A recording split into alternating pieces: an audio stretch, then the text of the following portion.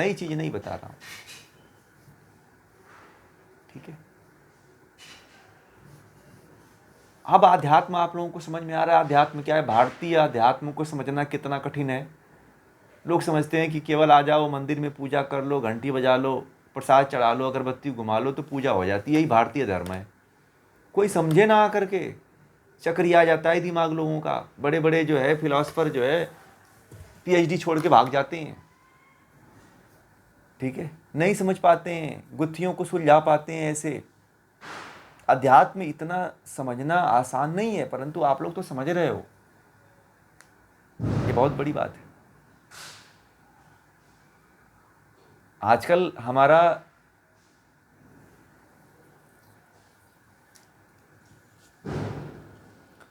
इसलिए बताया गया है कि आपको ज्ञान है ही नहीं है, मूर्खों की संख्या ज़्यादा है, ठीक है। ज्ञानी को कभी आगे आने नहीं दिया जाता है, ठीक है।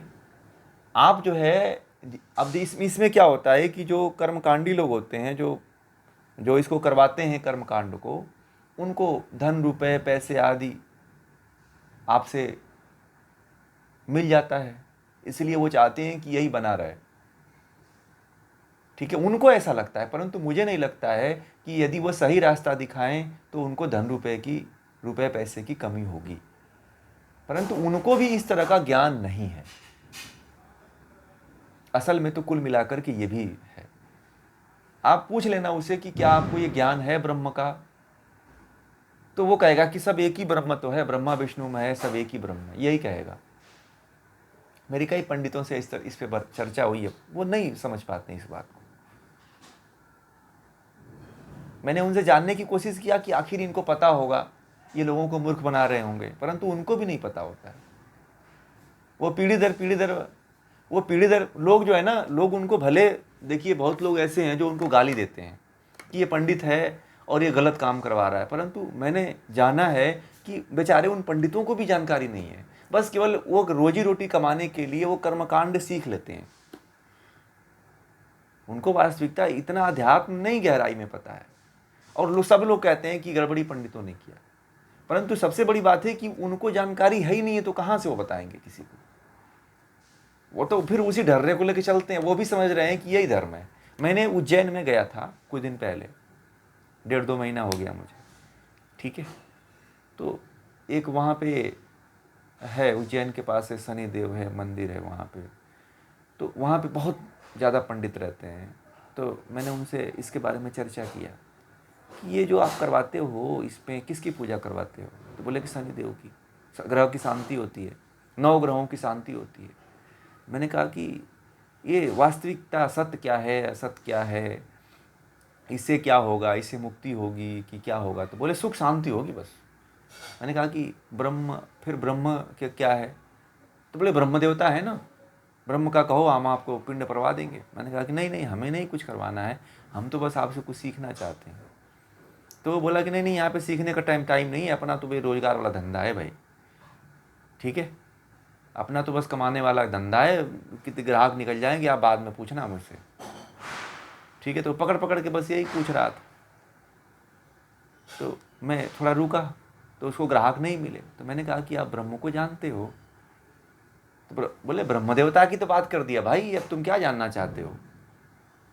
तो मैंने बोला मुक्ति कैसे मिलेगी? बोले कि इतना मैं ज्ञानी न थी, मैं ज्ञानी नहीं हूँ इतना, तो हमसे इतना पूछ रहे हो आप क्या करते हो?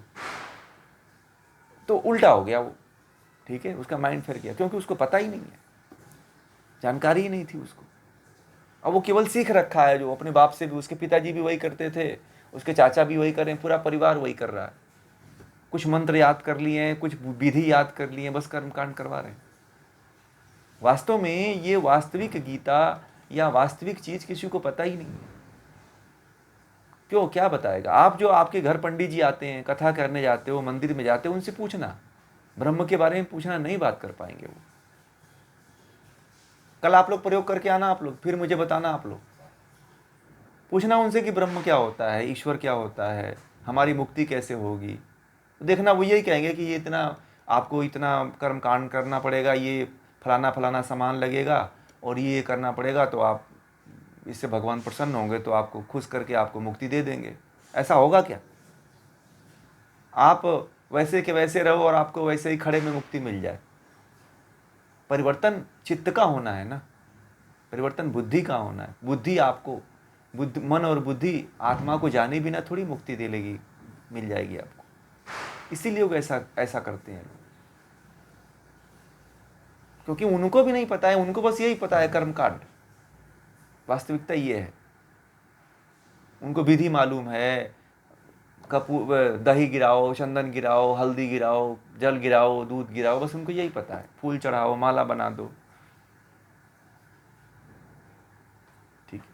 वास्तव में केवल वही लोगों की बात मैं नहीं कर रहा हूं जो अपने आप को आजकल के बहुत बड़े बड़े जो महामंडलेश्वर कह रहे हैं, साधु कह रहे हैं, सन्यासी कह रहे हैं, वो भी इसी प्रपंचों में फंसे हुए हैं। और आपको भी वही कहते हैं कि आप फंसे रहो। जी,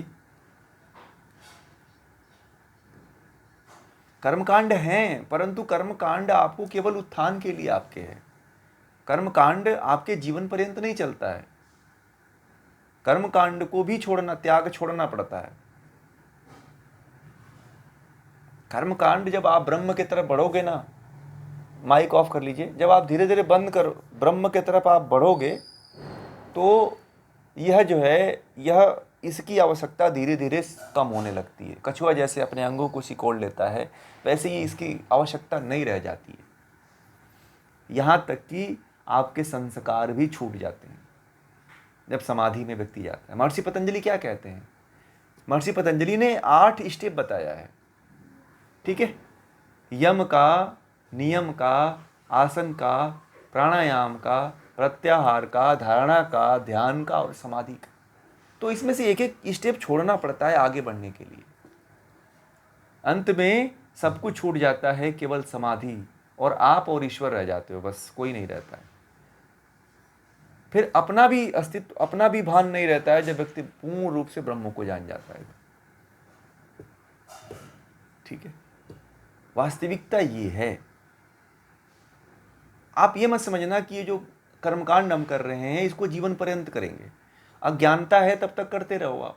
जिस दिन आपको ज्ञान हो जाए फिर आप आगे बढ़ जाओगे, आपको लगेगा ही नहीं कि इसकी आवश्यकता है। आप सबसे अधिक डरे हुए हो, इसीलिए कर्मकांड करते हो कि मंदिर नहीं गए, ये चढ़ावा नहीं चढ़ाए तो कुछ हो जाएगा, हमारे बच्चों को हो जाएगा, परिवार को हो जाएगा। एक दिन बताऊँ, एक बात बताऊँ आपको।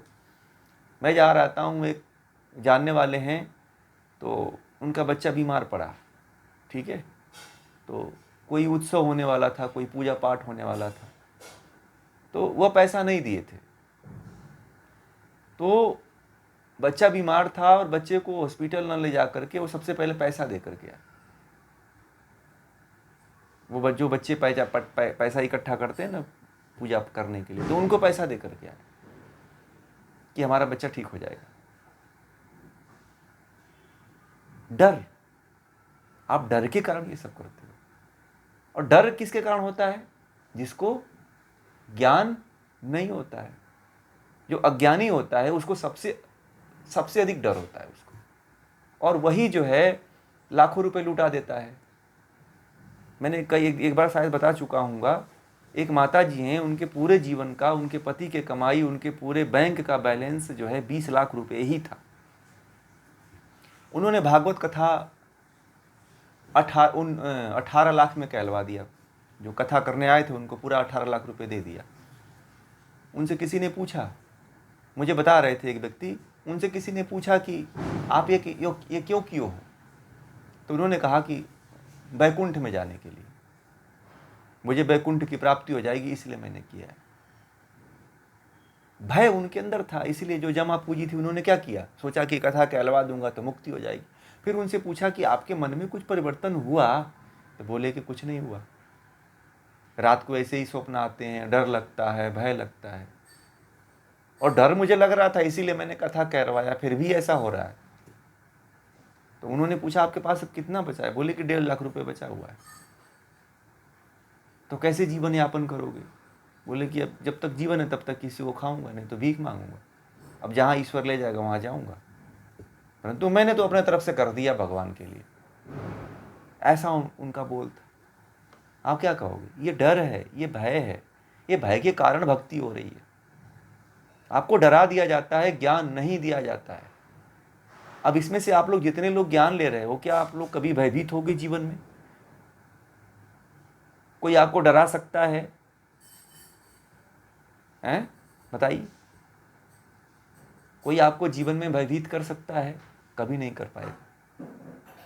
कोई कह दे आपको कि इतना पैसा नहीं करोगे, ये नहीं करोगे तो आपके घर में ये हो जाएगा, आप मानोगे इसको? नहीं कर पाओगे। क्यों? क्योंकि आपको पता चल गया है वास्तविकता क्या है। आपको कह दे कोई कि जाओ, रास्ते में जाओगे तो फलाना भूत आपको पकड़ेगा, तो आपको पता है कि कोई आत्मा किसी को नहीं पकड़ती है। किसी आत्मा के पास इतना समय ही नहीं है कि आपको पकड़े। वो अपने ही कर्मों से नहीं निकल पा रही तो दूसरे को क्यों पकड़ेगी भाई? आप लोग ये क्यों नहीं समझते हो? कुछ लोग जो है किसी रास्ते पे एक्सीडेंट हो जाता है ना, तो उस रास्ते से लोग जाते नहीं है। क्यों? क्योंकि पता चलता है कि उनको लगता है कि जाऊंगा तो मेरा भी एक्सीडेंट हो जाएगा। कोई भी आत्मा जहां पे मरती है वहां पे नहीं रहती है, उसका तुरंत जो है कहीं ना कहीं जन्म हो जाता है। ठीक है, उसका कहीं ना कहीं क्या होता है? जन्म हो जाता है। ठीक है। राजस्थान में एक महल है, शायद आप लोग जानते होंगे, जहां पे महिलाएं जो है भारी संख्या में मरी थी, जल करके, जौहर व्रत करके। तो वहां पे लोग नहीं जाते हैं, दिन में जाते हैं, रात में कोई शाम होती है तो गेट बंद हो जाता है। उसको एक हवा बना दिया गया है।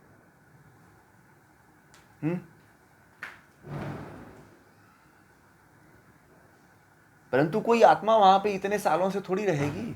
भगवान ने जो भी आत्माएं वहां से मरी हैं, क्या मुक्त नहीं हुई होंगी? जिन्होंने जौहर ले लिया वो मुक्त हो गई होंगी। वहां पे थोड़ी रह करके जो है वो आत्माएं सबको पकड़ेंगी और पकड़ करके मारेंगी। हाँ, निगेटिव वाइब्रेशन होती है, तरंगे होती हैं, कराह की तरंगे होती हैं, परंतु कोई आत्मा नहीं होती है। ठीक है, जैसे कोई ऋषि है तप कर रहा है तो उसकी तरंगे वहां पे होती हैं। ठीक है, जैसे कोई ऋषि हो ना, तो वहां पे उसकी तरंगे होती हैं, बहुत जबरदस्त तरंग होता है। तो ये सारी चीजें हैं। इसीलिए हम लोग जो है अज्ञानता के, कुल मिलाकर के अज्ञानता के कारण जो है हम लोग ये कर्म कांड में फंस जाते हैं।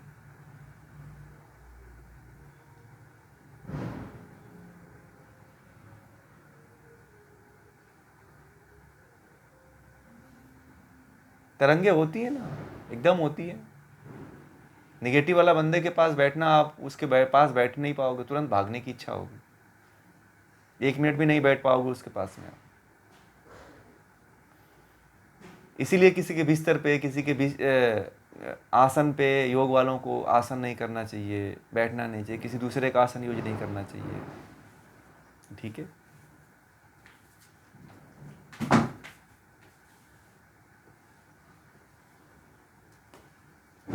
भीड़ में जाओ तो भीड़ से आने के बाद एक है हमारे परंपरा में स्नान, तो स्नान करो, भीड़ से आने के बाद स्नान करो, वाइब्रेशन को हटाओ पानी से धो करके। जल, पंच तत्वों में इतनी शक्ति है कि मात्र पंच तत्वों से ही उसका वाइब्रेशन हटता है।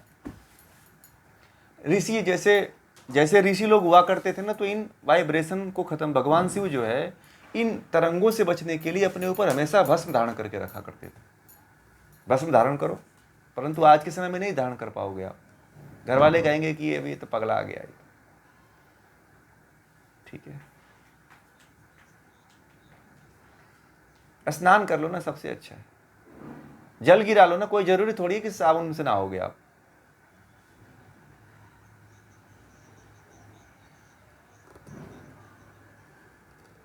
हाँ, 10 बार बहाना बजा जाते हैं तब तो गड़बड़ है। 1-2 बार करिए बस, केवल सुबह शाम, बहुत है।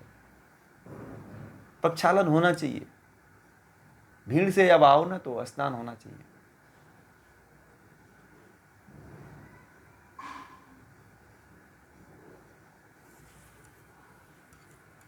तो लगेगा ही।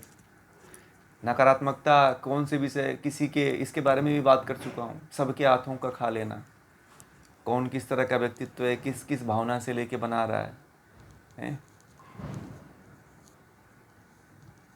ट्रेन में जाते हो तो ट्रेन में वो अपना बेचने वाला आता है तो लैट्रिन के भले डिब्बे में रखता हो अपना बेचने वाला सामान, परंतु आप जाते हो तो उसको ज़रूर खा लेते हो, है ना। क्या करें, भूख बहुत तेज लगती है ट्रेनों में लोगों को, मैंने देखा है। घर पे उतना नहीं खाते हैं, ट्रेन में बहुत खाते हैं।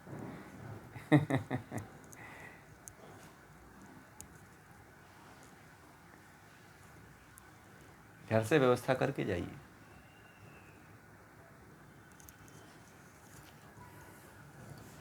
स्टेशन पर ट्रेन रुकती है, स्टेशन का इंतज़ार करिए।